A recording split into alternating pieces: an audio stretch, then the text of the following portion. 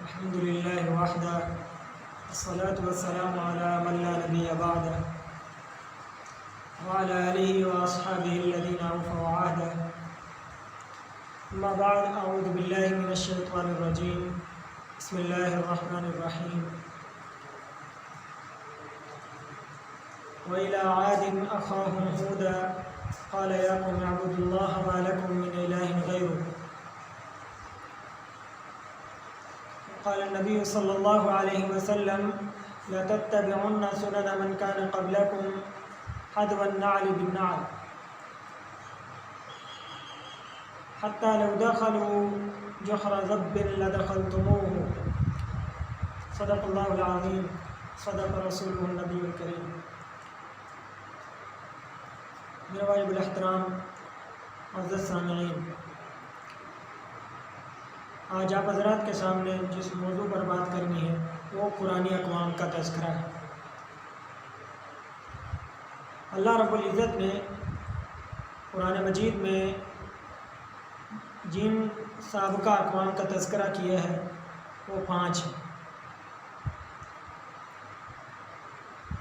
اور ہر قوم کی کوئی نہ کوئی بنیادی ایسی مرض ہے جو اس کے لیے خدا سے دوری کا سبب بنی، جو اس کا طرح امتیاز بن گئی، اس کو قرآن نے تذکرہ کیا.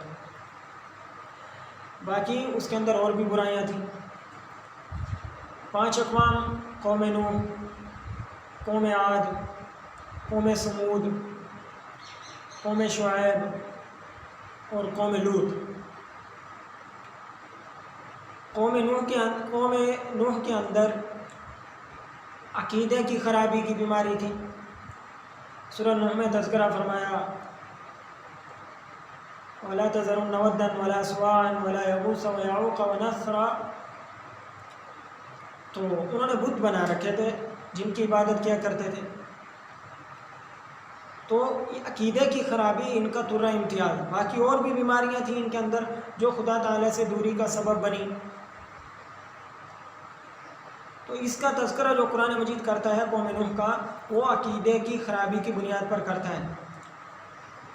دوسری قوم عاد ہے. جسمانی قوت، جسمانی طاقت، جیسے آج کل سمجھ لیں جو طاقتور اقوام ہیں ان کو اس تناظر میں دیکھا جائے تو قوم عاد کے اندر جو بیماری تھی اس پر انہوں نے گھمنڈ کیا من اشد منا قوہ، کہ ہم سے طاقتور کون ہو سکتا ہے. اللہ تعالیٰ کی فرما برداری اور شکرانہ ادا کرنے کی بجائے وہ خدا تعالیٰ کی نافرمانی پر تل گئے تو ان پر عذاب آ گیا. قوم سمود کو اللہ تعالیٰ نے ذہنی صلاحیتوں سے نوازا تھا. ذہنی صلاحیتیں مثلا آج کل دیکھ لیں جو اقوام سائنس ٹیکنالوجی میں ترقی پر ہیں وہ اس تناظر میں. تو اللہ تعالیٰ جب کسی کو کوئی صلاحیت دیتے ہیں، جسمانی یا روحانی یا ذہنی صلاحیت، علمی عملی قوت، کچھ بھی، تو وہ اس کے لیے آزمائش ہوتی ہے. چوتھی قوم قوم شعیب ہے. قوم شعیب کے اندر جو مرض تھا وہ حب مال کا تھا. لوگوں کو لوٹنا، خواہ مخواہ کے ٹیکس لگانے کہ وہ بندہ لوٹا بھی جا رہا ہے اور بیچارہ کوئی بات بھی نہیں کر سکتا، ایسے جابرانہ ٹیکس ڈالے ہوئے تھے.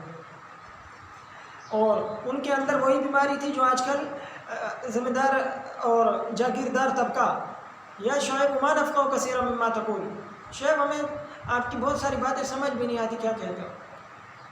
یا شعیب صلاتک تأمرک ان نترک ما یعبد آباؤنا، ایسی چیزوں سے منع کرتا ہے جس کے ہمارے وڈیرے آباء و اجداد کرتے ہیں. پہلی 2 اقوام کے اندر جو مرض تھا وہ حب جاہ کا تھا. مرتبہ ملے، بلندی ملے، کوئی نام ہو، کوئی شہرت ہو، کوئی منصب ہو، واہ واہ ہو، بلے بلے ہو، بس اللہ تعالیٰ کی فرما برداری سے ہٹے ہوئے تھے. اور قوم شعیب کے اندر جو مرض تھا وہ حب مال کا تھا. اور انسانیت کی تنزلی کے جو اسباب ہوتے ہیں ان میں مین سبب، بہت بنیادی سبب وہ حب جاہ اور حب مال کا ہے. سب سے آخر میں جو انسان سے ختم ہوتا ہے کمالات کی منزلیں طے کرتے کرتے، وہ یہ چیزیں ہوتی ہیں، حب جاہ اور حب مال کا مرض ختم ہو جائے۔ پانچویں قوم وہ قوم لوط ہے۔ قوم لوط کے اندر جو مرض تھا وہ جنسی بہراروی کا تھا، جنسی بہراروی کا، غلط کاری، فحش کاری اور مجلسوں کو خراب کرنا، یہ مرض تھا ان کے اندر۔ یہ ان کے مرکزی بیماریاں تھیں ان 5 اقوام کی۔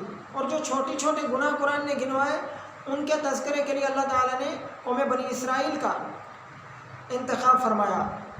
تقریباً اگر اس کو پھیلائیں تو 70 گناہ بنتے ہیں، اور اگر سمیٹیں تو یہ 40 بنتے ہیں۔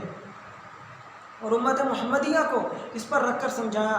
قرآن مجید شروع ہوتا ہے، سورہ فاتحہ کی تمہید ہے، اس کے اندر مغضوب علیہم ضالین ان کا تذکرہ کیا، یہود و نصارہ کا، بنی اسرائیل کا۔ پھر آگے سورہ بقرہ میں 2 آگے یا بنی اسرائیل سے پہلا یا بنی اسرائیل اجمال ہے، دوسرا یا بنی اسرائیل تفصیل ہے۔ پھر آگے انعامات گنوائے اور ناشکری پر عذاب بتائے۔ امت محمدیہ کو اس پر رکھ کر سمجھایا کہ دیکھو یہ چیزیں اگر تمہارے اندر آ گئیں تو تمہارے اندر بھی خرابی کا سبب بن سکتی ہیں۔ رسول اللہ صلی اللہ علیہ وسلم نے ارشاد فرمایا، اتتبعون سنن من کان قبلکم، کہ تم لوگ ایسے ہی دوسروں کے پیچھے چلو گے جیسا کہ جوتا جوتے کے برابر ہوتا ہے، اس طرح برابری کرو گے ان کی۔ یعنی چھوٹی چھوٹی چیزیں، ہلکے ہلکے گناہ، بڑے بڑے جرائم، سب تمہارے اندر پیدا ہوں گے۔ تو قرآن مجید عالمگیر کتاب ہے۔